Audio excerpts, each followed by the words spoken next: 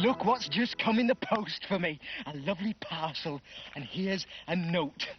Oh, it's from my Aunt Scylla Space Claus. My dearest Greenclaws, hello, my sweetie pie. She does go on a bit, does Auntie?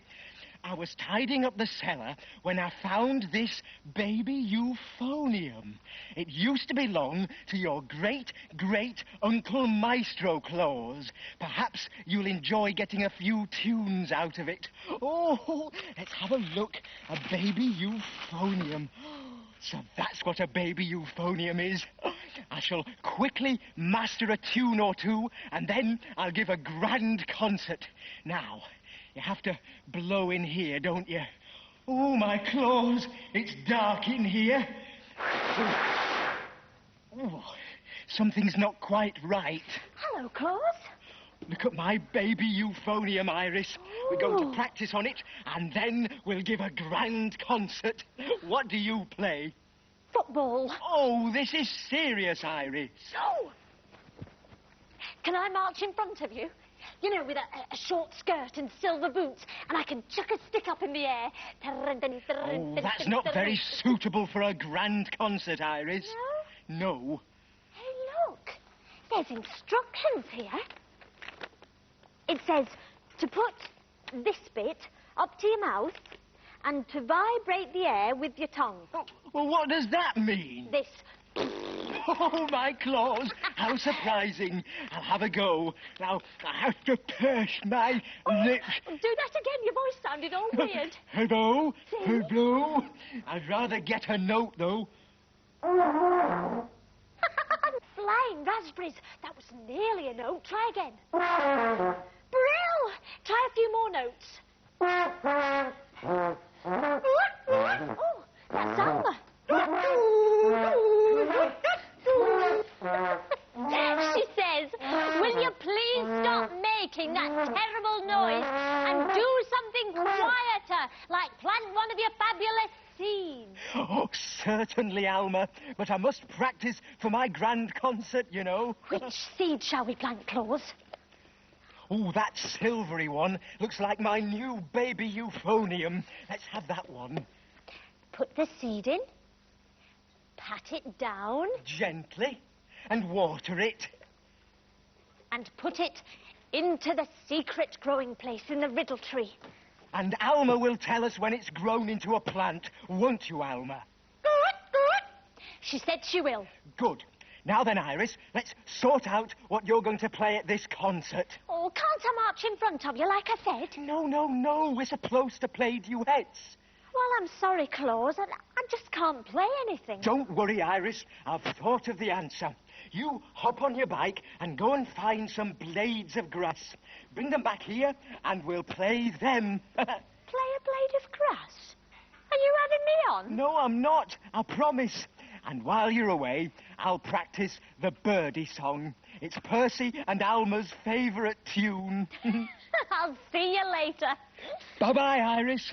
Oh, now then, Percy, come on, let's get the hang of this baby euphonium. Mind you, us Claws are a very musical family. Do you remember my great-aunt Isabella Butterclaws, the famous opera singer? There's a very strange tale about her. They say she was lost as a baby and brought up as a gypsy girl in Spain. Rumour has it she fell out of an aeroplane window and landed safely in a big eider-down two gypsy ladies were holding out, ready to fold. The ladies looked after Isabella until her parents could be found. Every night, Isabella would sit by the fireside and sing a little song she had made up herself to remind her of her mum and dad. Everyone would gather round and listen in wonder as she sang. People came from all over the land to hear her. She had the most beautiful voice. One day, the manager of the Grand Opera House asked Isabella to come and sing for him. She sang the story of Madame Butterfly, and the audience gasped in wonder at the beauty of her voice. Bravo! They cheered. Encore, Madame Butterclaws! Isabella soon became famous and travelled the world, bringing happiness to everyone who heard her sing. In America, she sang from the top of the Statue of Liberty, and huge crowds waved flags and let off fireworks as her voice carried for miles. In Africa, elephants stopped trumpeting and monkeys didn't chatter. Even the lions stopped growling to listen to her wonderful voice. And whole colonies of ants sat waggling their feelers in time to the music. At the chilly South Pole, row upon row of penguins sat gazing up at her. As she finished her aria, they clapped their flippers together till the icebergs rang with the sound of their applause. In Australia, she had her biggest audience of all. She stood on a huge red rock and sang her own special song to a huge audience of sheep and kangaroos. Hooray for Madame Butterclaws! At last, she came to London to sing a famous opera. Her voice was more beautiful than you can imagine. People sighed. Bravo, they shouted. So Isabella sang her own special song, the one she'd made up so many long years ago to remind her of her mum and dad. As she sang, my Auntie Cassandra and Uncle Bert, who were in the very front row, recognized the tune and jumped up out of their seats, gasping with joy. Isabella, they shouted, our little girl. Isabella ran into their arms and they hugged and kissed and cried and told each other everything that had happened since they last saw each other. It was such a happy day. Isabella has her own little girl now, Barbara Butterclaws, and they often visit her mother's gypsy friends. But Isabella never, ever lets her daughter lean out of aeroplane windows, just in case. Oh, that's a tall story, isn't it, Percy?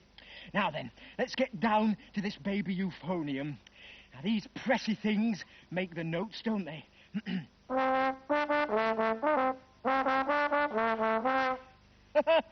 I've improved. You're very own at number 1 in the hit parade. Oh, I always knew I was a musical monster. Iris will be amazed when she gets back with her blades of grass. I wonder if she's found any yet.